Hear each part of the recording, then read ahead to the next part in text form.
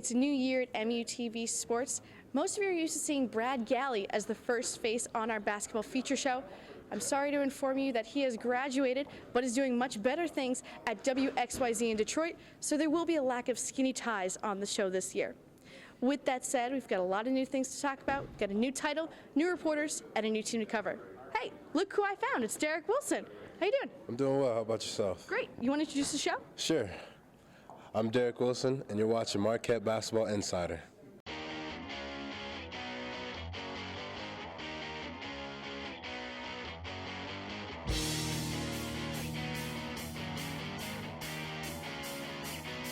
Welcome to Marquette Basketball Insider. I'm your host, Tess Quinlan.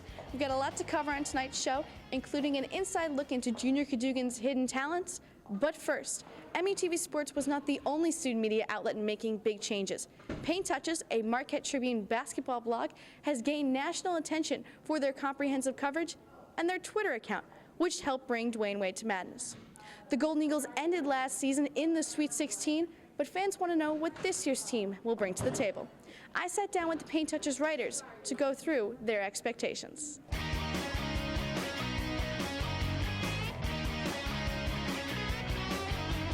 And welcome to the Marquette Basketball Insider Preview Show. I'm joined by two members of the Paint Touches blog, Mike Nelson and Mark Strotman. Thanks for joining me, guys. Thanks for having us on, Tess. Okay, let's get started. The Marquette Golden Eagles were ranked 21st in the country in the preseason poll this year. What are your expectations for this team going into the season? I think the expectations have to be sky high for this squad. Top 25 team. You got DJO coming back. You got Jay Crowder coming back. I don't know why fans wouldn't expect anything less than a top 5 finish in the Big East and a return to the Sweet 16. I think this is going to be a big year for the Golden Eagles, and everyone should be very excited for this squad. Mark, how far into the NCAA tournament do you think the squad can go? I think an Elite Eight run is not out of the question at all. They've got scorers. It seems like they've got the defenders now, and they've certainly got the size, which is something that I think is really interesting. When you look at earlier teams in Buzz Williams' tenure, he didn't really have what he wanted in terms of those 6'7" switchables, but he's got those this year, and he really likes to use those. And we could see as many as 3 or 4 6'7" guys out on the court at once, and that's going to be key. And then once you get to the tournament, you need to be able to score. I mean, everyone says defense wins championships, but in the NCAA tournament, you need to score to be able to win, and they've definitely got the scores this year to do that. Okay, you said that this is Buzz's really first year of having all of his guys, and this first year incoming class, the freshman class, with Juan Anderson, Derek Wilson, and Todd Mayo. Who's going to be the biggest impact player for you guys? Well, for me, it's Juan Anderson. You look at a guy, Mark already mentioned, it's 6'7".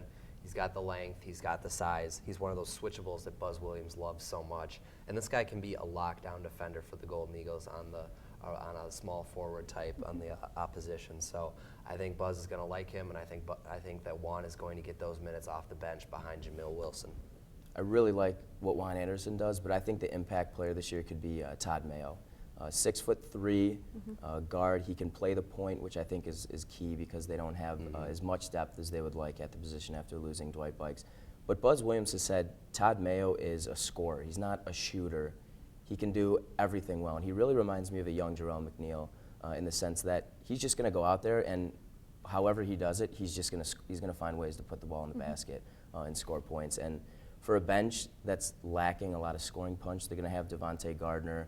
Jamal Jones potentially could improve, but there's not a lot of scoring on that bench right now, and that's going to be key. And if you have a guy who Buzz Williams is already labeling as a scorer, that's going to be big for Marquette. And you just touched on Todd Mayo's biggest strength, his scoring. What's his biggest weakness? His biggest weakness is definitely going to be defense. I mean, you look at last year, it's so hard for freshmen to get minutes in Buzz Williams' system, and the only way you're going to do that is by playing good defense.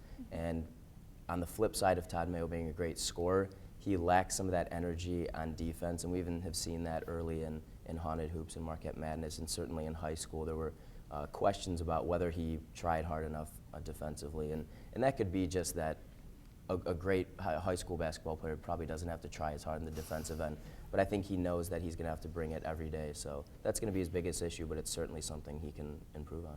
Mike, for Juan Anderson, what's his biggest strength and biggest weakness? Well, his biggest strength is that switchable frame that Buzz Williams loves so much. He's going to get minutes because of that frame, because of the defensive stability he can provide. But then the biggest weakness is that size, the slenderness, the frailty of his body frame, because this is the Big East. This is big-time basketball. It's the best college basketball conference. And you're going to go up against some pretty physical guys. So he needs to put in work with Todd Smith, the head strength and conditioning coach, to build that frame. And that's probably not going to come this year, but long-term, he's got to get bigger. But I still think he's going to find minutes on the court because he does all those things that Buzz Williams loves. And Mark, we're just going to end with Derek Wilson, his biggest strength and his biggest weakness. He really brings it on the defensive end, and that's something that Buzz Williams has said. His question marks are probably, is he going to be fast enough to play in the Big East right away? He's a bigger guy, and can he score the ball? Can he still be an offensive threat? You saw last year sometimes when Vanderblue was in the game, or early on when Junior Cadougan, earlier in the season, it was basically like Marquette was playing 4-on-5 offensively. And if he's good enough defensively, he'll play, but he needs to be able to bring a little bit of versatility offensively. Okay, now we're going to transition into someone who's already played, but just not at Marquette. Jameel Wilson transferred in from Oregon. There's been a lot of talk about him. What are the realistic expectations for him for the season? I think realistically, Marquette should expect him to be its number 3 scorer. You got DJO and Jay as the 1 and 2, but Jameel really can come in and be a real source of offense for the Golden Eagles. He's 6'7", very similarly built to Jimmy Butler. I think he can do a lot of the similar things that Jimmy did. He's a switchable that Buzz loves, but I think he can guard bigger guys, whereas Jimmy sort of had to go down and guard the shooting guard types because he had a bit of a slender frame, where Jameel is built a little bit bigger. So I think fans should be really excited for what he can do this year and look for him to do a lot of different things on the court. Mark? Well, and I think the biggest thing for him is that he had a year to just focus on improving his game. He didn't need to go out and he obviously didn't get the experience, but he was able for just a full year to watch film, get in the weight room, watch his own teammates, and then also practice with the team without having to go through the strenuous work season and having to play like that. So the biggest thing for me is that he knows his game so well now, and he is definitely going to be comfortable coming into the system, and that's huge for him. Okay, we've also got a couple guys that are pretty important coming back. Darius Johnson and Jay Crowder. Who's going to Just a little important. Just a little bit. Who's going to have the bigger role this season, Mark? I think Darius Johnson is definitely the better player. I think he has a future in the NBA, but Jay Crowder may be more important to this team. You look at a couple years ago, Lazar Hayward. There's so many similarities between Hayward and Crowder. And for me, Crowder is going to have to, again, he's going to have to guard people bigger than him. He's going to be asked to do so many different things offensively, and we kind of know what we're going to get from Johnson Odom. He's going to be a scorer. He's going to be your leading scorer most nights. But for me, Crowder may be the more important player because he's going to be asked to do more things. Mike? Well, I think Mark really nailed the nail on the head there, but one concern I do have with Jay is that in talking to him on media day, he said he really wants to make himself more of a guard. He wants to become more perimeter oriented. And that really kind of worries me because you have Gardner and Otule this year as true big men, but above and beyond that, you don't really have anybody else that really wants to get inside and get dirty and play physical with the big boys.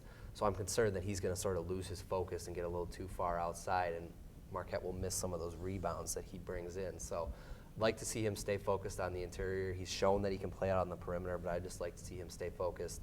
And DJO is going to have a phenomenal year. Might be the Big East Player of the Year. He's already first team All Big East preseason. So sky's the limit for DJO, and I think he's going to make a lot of headlines this year. You mentioned Chris O'Toole and Devontae Gardner. Buzz has said that might be the best combination he's ever had. What are you looking for them this year? Well, you look for Chris O'Toole. We already know that he's a defensive standout. The guy alters shots in the lane. He makes guys think twice about coming into the lane. And so what we'd like to see out of Chris is an improved offensive game. We've heard a lot of good things about him. He had 22 points at the Haunted Hoops inter-squad scrimmage. So, I mean, he's shown an improved offensive game, but it'd be nice to see that in a game, not just a scrimmage with your teammates.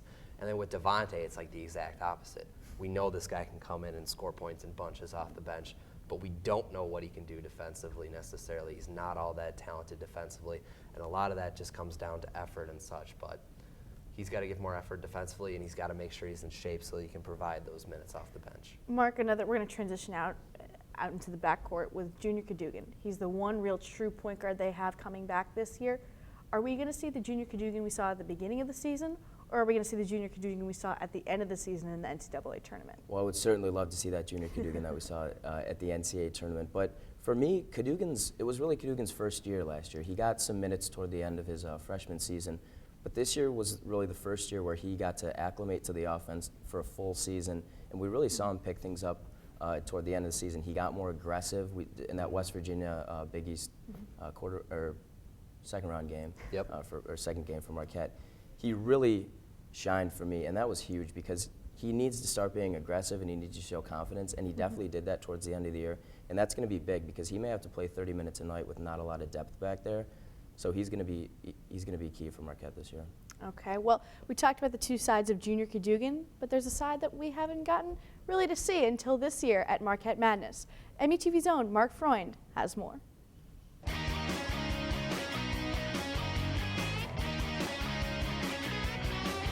2011's version of Marquette Madness featured no shortage of excitement, including appearances by NBA players Wes Matthews and the man behind me, Dwayne Wade, as well as a ring ceremony to commemorate the team's Sweet 16 run from last year. Arguably the most important event of the night, however, was the birth of a brand new rivalry within Marquette's program, not between the Golden Eagles and another team, but rather between its head coach and one of its key players. From Toronto, Ontario, Canada, number 5, Junior Cadougan. When Marquette fans hear Junior Cadougan's name called over the loudspeaker this season, they can expect the junior guard to be a focused basketball player for the Golden Eagles. However, at Madness, they saw and heard a side of Cadougan that they haven't quite experienced before. Junior Cadougan, the singer.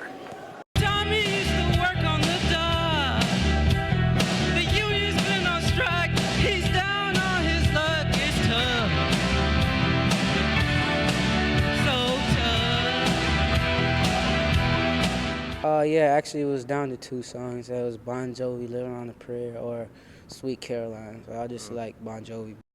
And so that left just one person who could sing that other famous song, Coach Buzz Williams.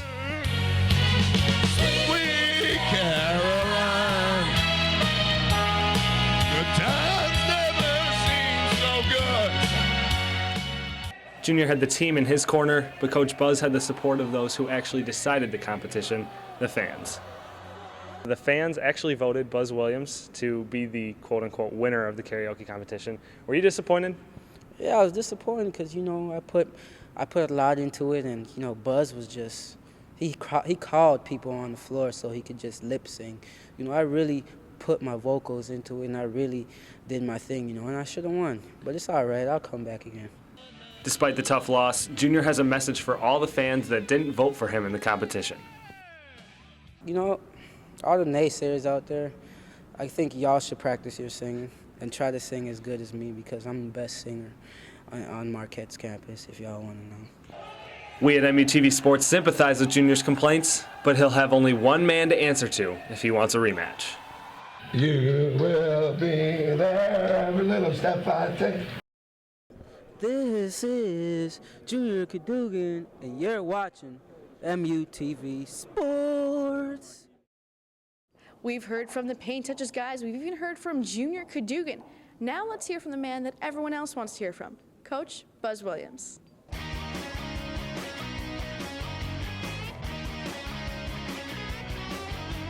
I'm here with Coach Buzz Williams. Now, Coach, you said at Media Day today that Devontae Gardner and Chris O'Toole could be the best combo you've had here. What are you looking for them this year? Well, I hope that, number one, they can defend their position. And we've never been able to rebound that position, and I think that's really hurt us as the season has worn on, when you're always trying to overcome 3.5, 4.5 rebounds down from that position. So I hope, number one, they can defend their position. Number two, that they can rebound their position.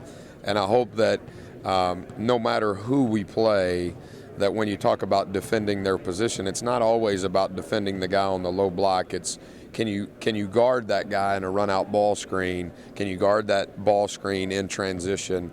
Those kinds of things. I think from an offensive standpoint, I think both of those guys have continued to mature, and I think within what we do, they'll continue to mature. It's just we need them to have a presence that they can defend and rebound as well or better than the opponent that's playing the same position. And if they can do that, then I think it definitely takes pressure off our other guys, but it makes us a much better team. Darius Johnson-Odom, we talked about him earlier today and how much he really means to this team. Could you just reiterate for that for us? Yeah, I mean, he's really good, and he's always been really good. but I think that he's continued to mature as a person. And as a coach, for me, your maturity as a player is always parallel to your maturity as a person. And he's continued to grow, continued to mature. He's 28 hours away from a degree at Marquette. He was the second fastest guy to score 1,000 points at Marquette other than Dwayne. And so I think in the 2 years that he's played here, he's continued to improve as a player, but he's also continued to improve as a person and as a student. And he's always been a good kid, so I'm not saying any of that in a bad way. But I think that he's in a position now within his role that how he lives affects how he plays, because all of our guys are watching that, and I think that's incredibly important. You talked about, you recruit good people, and you recruit five-star athletes that might not be the standard five-star athlete for other schools. Mm-hmm. What is your definition of a five-star athlete? Can you give us that? Well, that's a long answer, but the bottom line is I really don't view guys that we sign or guys that we get heavily involved in. The five-star is always going to come from trust, number one. I've got to trust who they are, and they've got to trust who I am.